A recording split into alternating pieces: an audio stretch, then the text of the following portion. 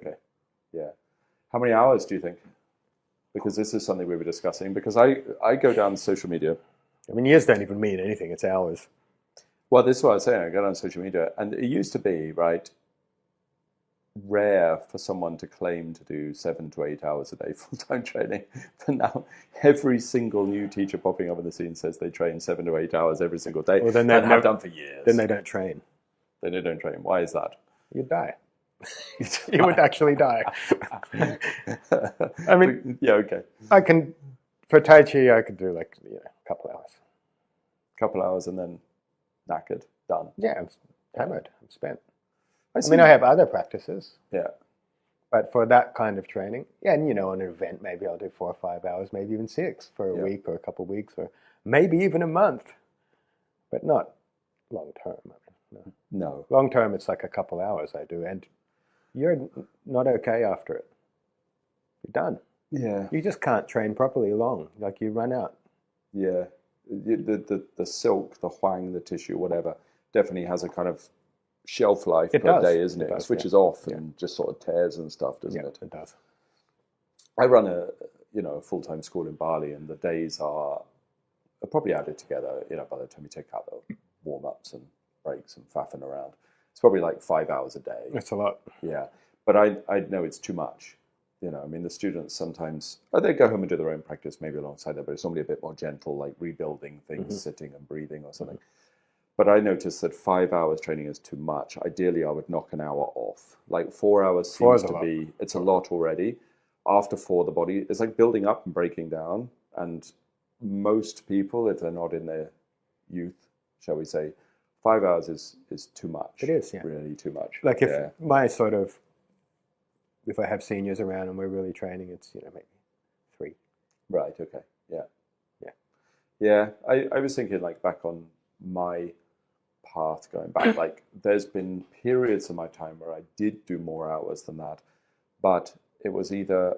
I've done crazy hours and I've hurt myself a lot. Well, for me, it was before I was able to do it properly. Yeah, if you're yeah. So I could do, when I started... It's pretty easy. You can do 10 hours of that. Yes. You know how they say do the form 10 times? I can't do the form once. If you can do it 10 times, you've never done it. Yeah, sure, yeah. I can't do the whole form. No way. You can't do it once, whole form? No. Okay. Not properly. Right, okay. I could do a road.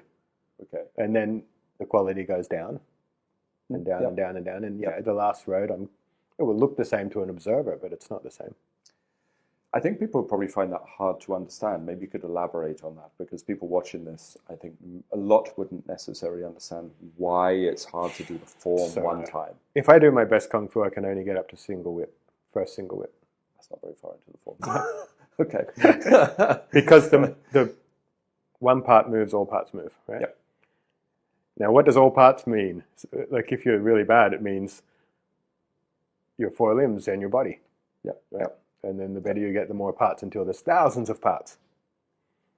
So if thousands of parts are all moving and pulling and making differentials and creating stress, right, through the membranes, then it's a lot of change and movement and pressure, and yeah, sure, it's a lot going on. Because each of those parts is moving against each other to a certain way, that's right. So they're not actually moving together, are they? They're kind of moving in sort of... It's not together. Counter... Together is not moving. Yeah. Yeah, okay, yeah.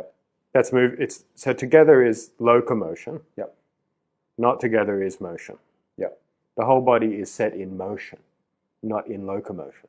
Right. Yeah? That's the way I'm using the words anyway, whether that's right or not. Sure. It's not about moving, it's about change. Okay. So if every part of your body, down to the tiniest little thing, is changing and resisting and stretching, and it's just so much force and like stress.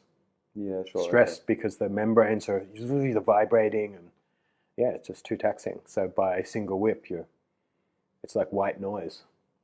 Right. Yeah. You're done. Yeah, you're done. Sure.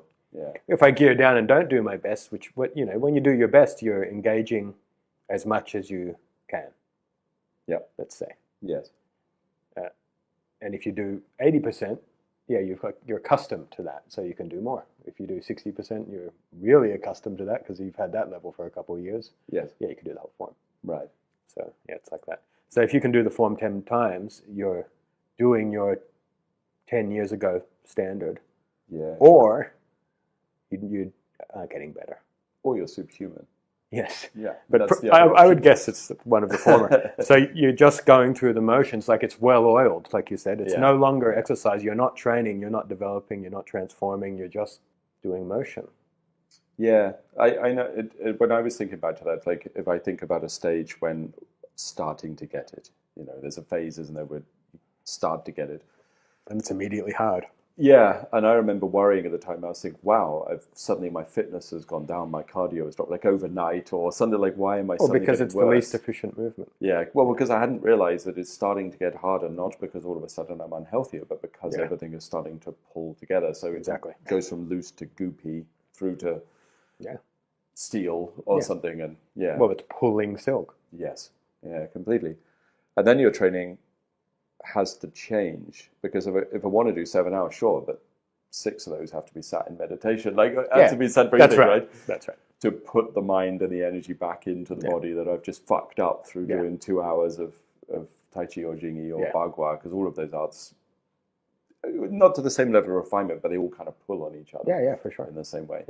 Yeah, I would say Jingyi has the less separation inside, but it's still uncomfortable. Well, it's more locomotion based. Yes. And less motion based. Yeah. So then if you're training this way and then the body is changing according to this kind of force, and your training has had to get shorter and shorter. And well, it becomes more sincere, doesn't it? Yes. The better you are, the more sincere you are, the more you get out of every moment. Like if you're half distracted, the hours go on, don't they? But when you're intensely into something, you get a lot out of less. Okay. So I guess the counter then would be, is it possible to then mistakenly, well, it's hard, isn't it? So if you're not able to do that, is there more value in doing more hours with less engagement or less hours with full engagement? Do you think they both have their place? Or because I've definitely had days, I don't know about you, where I'm tired and I think, I'm just going to go through the motions. I'm just going to move. I'm just going to move. Yeah. Which often feels healthier, actually. I think it's all good,